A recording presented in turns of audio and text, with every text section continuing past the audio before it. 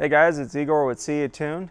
Behind me is the 92 BMW E30 convertible Rocket Bunny Pandem. Customer had called us and we went back and forth on some ideas. He wanted a E30 convertible that was wide-bodied, that he could take to shows, enjoy, drive around Southern California. You know, that's what it's all about with having it be a convertible, drop top, low to the ground, wide, attention getter, whatever you want to call it. No, I don't.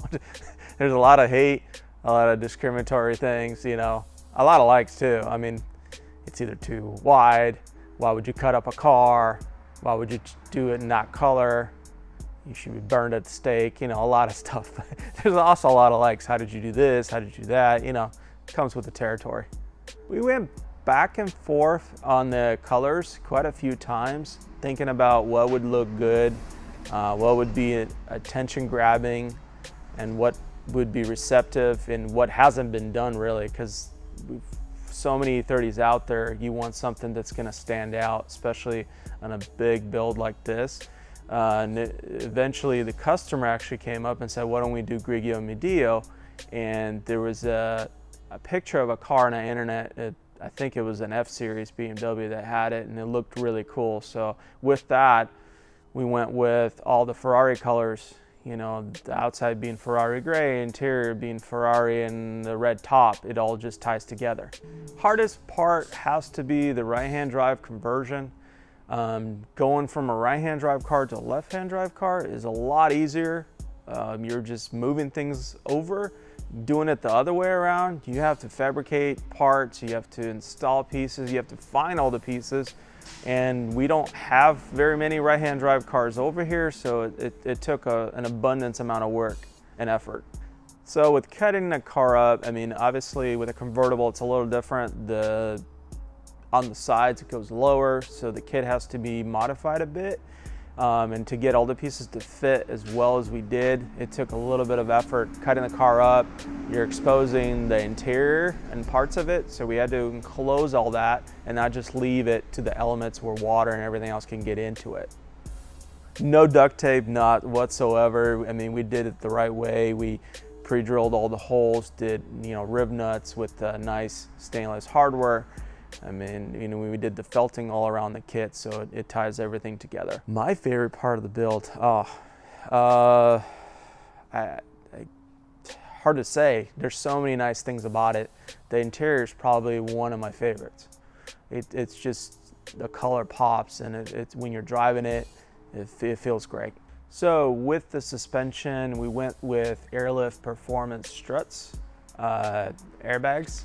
And with the management, the customer wanted AccuAir management, and that gives you kind of best of both worlds. You can go up and down, it's got presets, you can get in and out of steep driveways, you can get into the trailer, whatever life may bring you. It wasn't all that difficult, it's pretty much put together. You just have to install it, install the brackets and that sort of stuff, and it works well. It drives great. The thing actually scoots. We've got a fully rebuilt motor in it, all new bits under the hood. We've got CSF radiator, our hoses, Miller Performance induction kit. It really does move, and it's a lot of fun to drive. We have a 410 LSD in it, and it propels it really nicely. It's a little bit of a high RPM on the freeway, but you know, who gives a crap? It's just fun. It's a trick to it, I tell you that. You know, we're used to driving left-hand drive cars here, and shifting with the right hand, so being on the opposite side, it takes a while to get used to going over to the right side just to get in the car, instead of, you know, where the driver's side normally is on the left, and you come up to the car and you're like, I'm an idiot, I need to go to the other side. And then you're driving and you're trying to switch with the left hand, and yeah, it takes a little bit getting used to, but it definitely is totally different. I mean, try going through a drive-through. Yeah, well, they are rotiform wheels, two-piece forged. They're 16 by 9 front and rear. They're different size lips and barrels front and rear, so that way you get the effect that you want with the kit. As far as the exact ET and everything, Rotoform has those settings. I don't know them off the top of my head.